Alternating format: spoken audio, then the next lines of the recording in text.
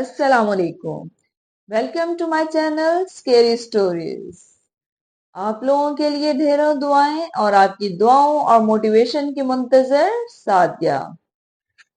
آپ پر جو ابھی تک میرے چینل پر نئے ہیں اور میرے چینل کو سبسکرائب نہیں کیا تو برائے مہربانی اس چینل کو ضرور سبسکرائب کریں، میری ویڈیوز کو لائک کریں اور شیئر کیا کریں. یہی آپ کی طرف سے ایک موٹیویشن ہوتی ہے. آپ میری فیملی کی طرح ہیں اور مجھے آپ کی موٹیویشن کی سخت ضرورت ہے.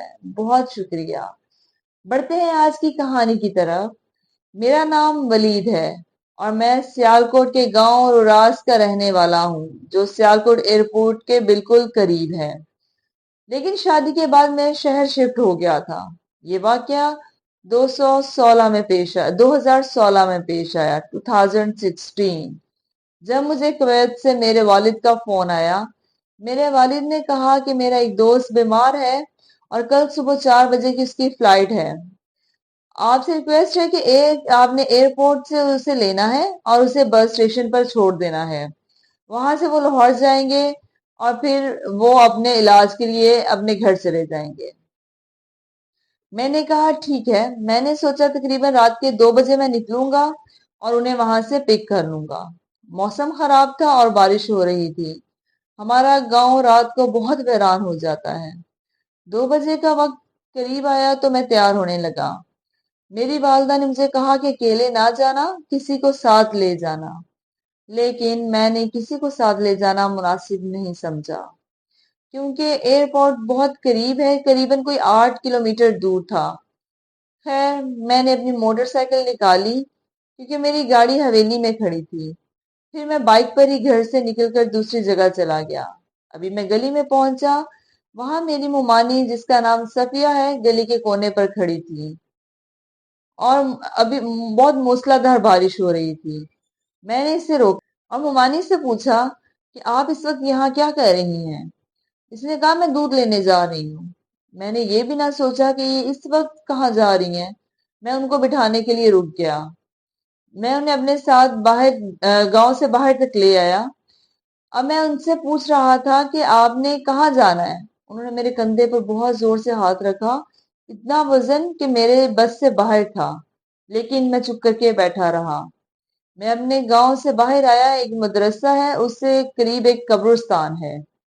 میں نے ان سے 2-3 دفعہ پوچھا آپ نے کہاں جانا ہے، پر وہ میرے 2-3 دفعہ پوچھنے پر وہی چپ رہی. جب میں نے ایک دفعہ اور اصرار کر کے پوچھا کہ آپ نے جانا کہاں ہے تو انہوں نے قبرستان کی طرف اشارہ کیا اور کہا کہ مجھے یہاں جانا ہے. جب میں نے ان کا بازو دیکھا تو اچانک مجھے بہت خوف محسوس ہوا کیونکہ ان کا بازو ان کے جسم سے زیادہ لمبا تھا. میں بہت ڈر گیا. جب میں نے پیچھے مڑ کر دیکھا تو وہاں کوئی بھی نہیں تھا. میں بہت ڈر چکا تھا. میں نے فوراً موٹر سائیکل گھر کی طرف موڑی اور میں اپنے گاؤں میں آ گیا. گاؤں میں آتے ہی میں رستے میں 2-3 جگہ پر اپنی ممانی کی شکل میں اس چیز کو کھڑے دیکھا جس سے میرے خوف میں مزید اضافہ ہوتا گیا. جب میں گاؤں پہنچا تو ہمارے نوکر نے دروازہ کھولا اور مجھ سے پوچھا کہ ولید کیا بات ہے. میں اتنا دم توڑ چکا تھا کہ میں بتا ہی نہیں سکا کہ میرے ساتھ ہوا کیا ہے. میں نے کچھ ریسٹ کیا اور تھوڑا مناسب ٹائم دیکھ کر میں نے فوراً گاڑی نکالی اور ایئرپورٹ کی طرف روانہ ہو گیا. بارش تھوڑی تھم چکی تھی اور جیسے ہی ہم گاؤں سے باہر نکلے کھیت اور زمینیں نظر آنے لگی.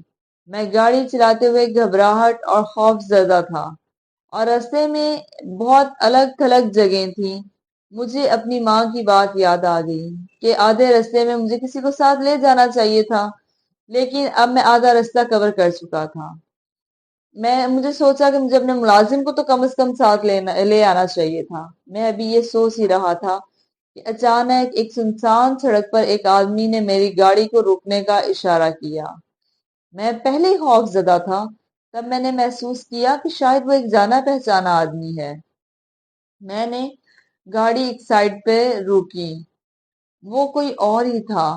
وہ میرے پاس آیا اور کہا گاڑی سے اترو. میں نے کہا میں آپ کو نہیں جانتا اور یہاں کوئی آبادی بھی نہیں ہے، آپ کو میرے سے کیا کام ہو سکتا ہے. اتنی دیر میں آواز آئی یہ جو ہے یہ ولید صاحب ہیں. इनको मेरे पास ले आए। मुझे ये सुनकर थोड़ा सुकून सा महसूस हुआ कि वो शायद मुझे कोई जानता है जिसने ये आवाज दी है। मैं गाड़ी से उतरकर एक तरफ देखा तो एक खेत में टेंट लगे हुए थे, जैसे कोई शादी का फंक्शन हो रहा हो। मैंने इस आदमी से मुलाकात की। अब वो मुझे जमीनों में ले आया। फ्लाइट का वक्त भी करीब था और बारिश भी रुक चुकी थी।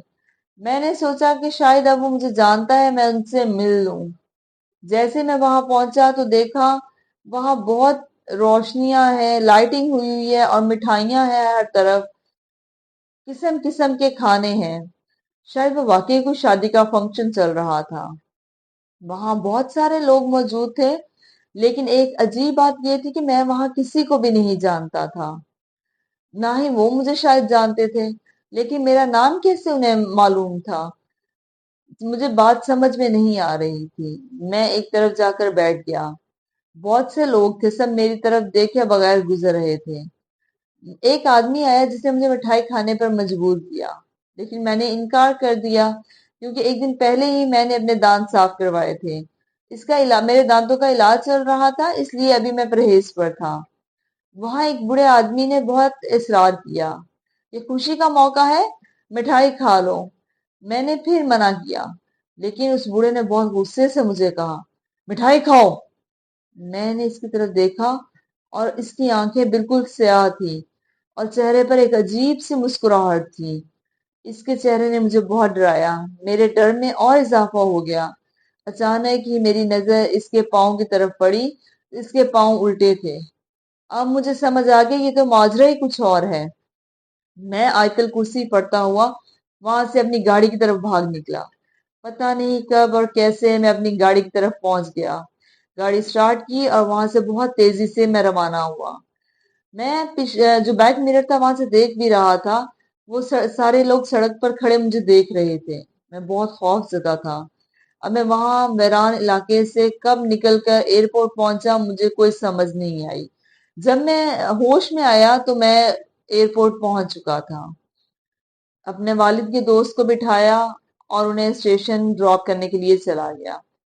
सारे रास्ते मेरी हालत देखकर वो यही पूछते रहे, बेटा तुम ठीक तो हो? लग नहीं रहा जैसे तुम्हारी तबीयत ठीक है। लेकिन मैंने उन्हें कुछ नहीं बताया। मैं इन्हें क्या बताता कि मेरे साथ क्या हुआ है। मैंने इन्हें उतारा और फजर के टाइम मैं अपने घर वापस आ गया। आते हुए मैंने वो जगह देखी जहां मुझे बुलाया गया था, लेकिन वहां अब ऐसा कुछ भी नहीं था। ना ही कोई फंक्शन था और ना ही कोई टेंट थे। जैसे मैं घर पहुंचा मुझे बहुत तेज बुखार हो चुका था। अगले दिन जब मैं घर गया तो बहुत अजीबो गरीब वाकयात होने लगे। मैं समझ गया ये सब वही जो मेरे साथ मामला पेश आया था उसी वजह से है। मेरी वालदा और मेरे भाई बहुत परेशान हुए, लेकिन मैंने उन्हें कुछ भी नहीं बताया। इसके बाद 2024 भी आ गया। मेरी शादी हो गई। मैं सियालकोट शहर में आ चुका हूँ। मैं इधर शिफ्ट हो गया हूँ। लेकिन अभी भी मेरे साथ ऐसे वाकयात होते हैं। वो चीजें अभी भी मेरे साथ हैं। अभी भी मैं कहीं ना कहीं हड़बड़ा जाता हूँ। मैंने अपनी बीवी को भी ये सब बताया है। मेरी बीवी डर गई कि ये इसके साथ क्या मामलात हैं। एक दफा तो वो चीजें मेरी बीवी के रूप में मेरे सामने आ गई थी और मैं उनसे अब डरता नहीं हूँ। अब शायद मैं आदी हो चुका हूँ। उनसे बातें भी कर लेता हूँ। अब मुझे उन चीजों से खौफ नहीं आता। ये थी मेरी कहानी। अगर आपको पसंद आए तो अपने चैनल पर जरूर शेयर करिएगा। बहुत शुक्रिया। अल्लाह हाफिज।